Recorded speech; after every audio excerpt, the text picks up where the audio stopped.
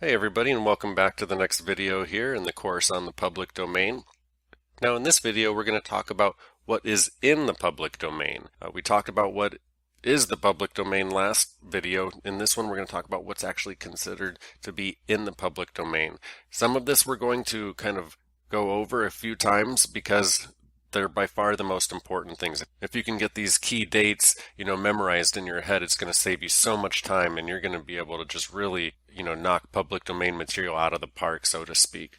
So again, we're talking about materials that were created before 1923. We're talking about works that were created between 1923 and 1964, whose copyright was not renewed by its 28th year. And we'll get into a little bit more of this in the legal aspect. But for example, if something was copyrighted in 1950, they had until 1978 to renew their copyright. And if they did not do that by 1978, then technically that should have fallen into the public domain.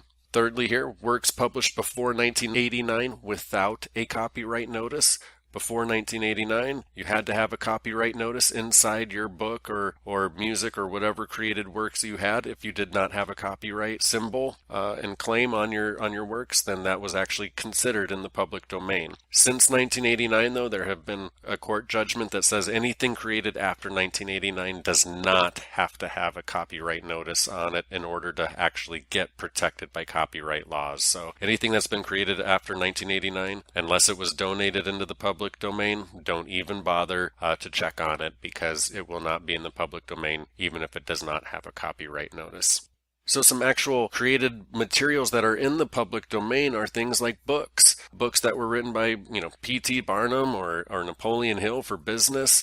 Those things are in the public domain, but again, if they fall within those certain dates that we just went over, you can get any book into the public domain. But books, music, audio, things like sound effects and other things like that for audio. That's why I have it different from music. Movies, TV shows, art and photographs and illustrations, all of that is in the public domain. Magazines, you would be shocked at how many magazines are actually in the public domain. Articles, games, software, sheet music, government works, comics, like we said, formulas, databases. There are just so many things that are in the public domain. I just covered 15 right there, but there are dozens upon dozens of created works that are in the public domain. Advertisements is another good example. So as you can see, there is a ton of content for you to choose from that's in the public domain for you to profit from.